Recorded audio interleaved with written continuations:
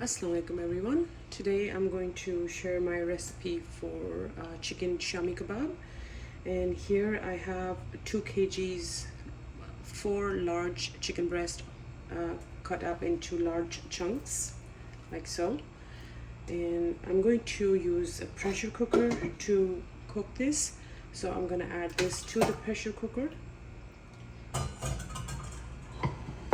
Then I have 16 ounces of chana dal, which I washed and soaked for an hour or so. That's going to go in there next.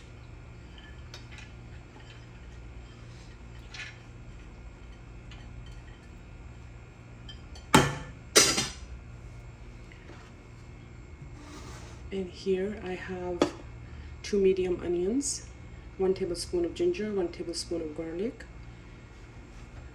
2 teaspoons of coriander powder, 2 teaspoons of garam masala.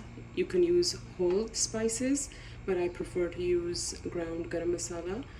For homemade ground garam masala, there is a recipe on my page, so you can go and check that out if you like. I have 1.5 teaspoons of cumin, 1 teaspoon of 1 teaspoon of chili flakes, and 1 teaspoon of chili powder.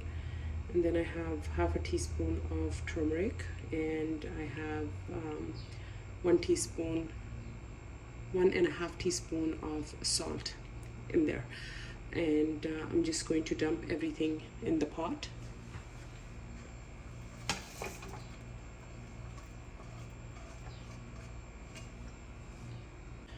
Add about 3 cups of water. Mix everything.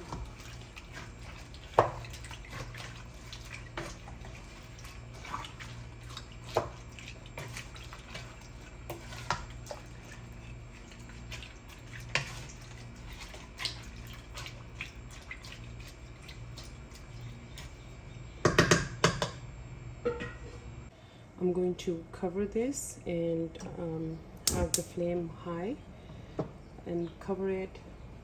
Once it's going to start to whistle, I'm using a pressure cooker, by the way. If you don't have a pressure cooker, or if you don't want to use a pressure cooker, you can use a regular pot. It's just going to take a little bit longer. And once it starts to whistle, then I'm going to leave it for 20 minutes on medium-high flame. And then we're going to turn the flame off and leave it for 30 minutes. Don't touch it, don't mess with it, because it's a pressure cooker. And we're going to do the next step after that.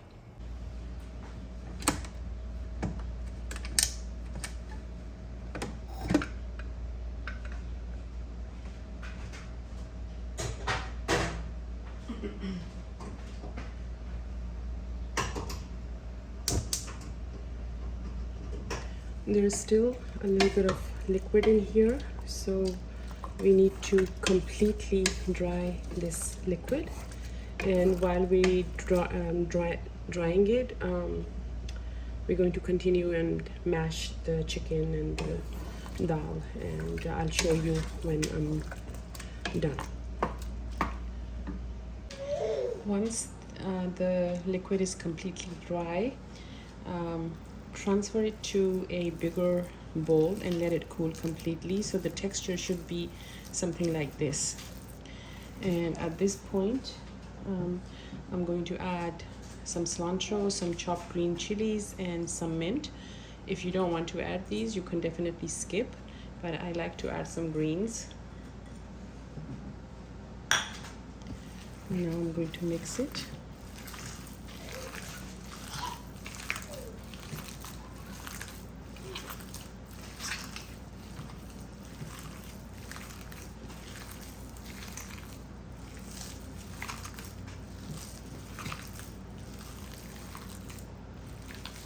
Because I'm making these to freeze, I'm going to freeze them before I coat them with egg.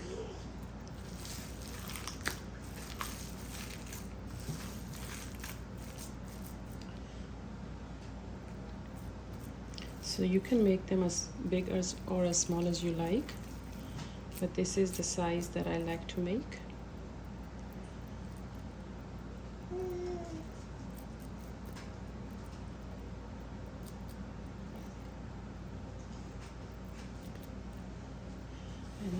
to transfer these to a baking sheet or tray.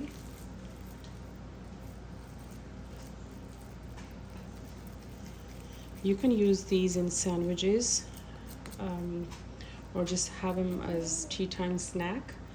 So I like to make ahead and freeze a whole bunch, so when I need it I can just take it out of the freezer and just fry it in oil. But these, you don't fry these in deep oil, you just fry them in shallow. So make all of these, and before I coat them with egg, I'm going to freeze them. So these are gonna go in the freezer now, and I'm going to do the next step once these are completely frozen. Once they're completely frozen, take them out of the freezer and whisk some eggs.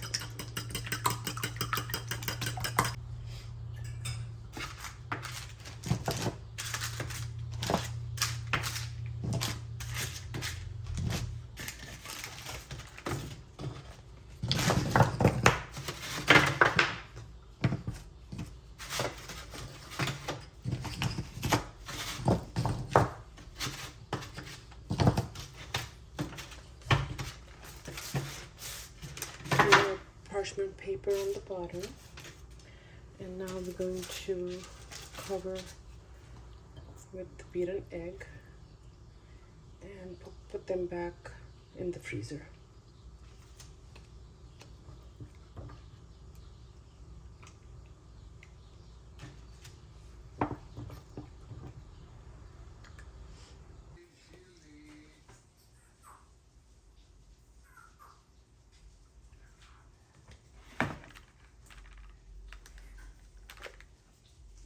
Completely frozen, take them out of the freezer, put them in freezer bags to fry whenever you need them.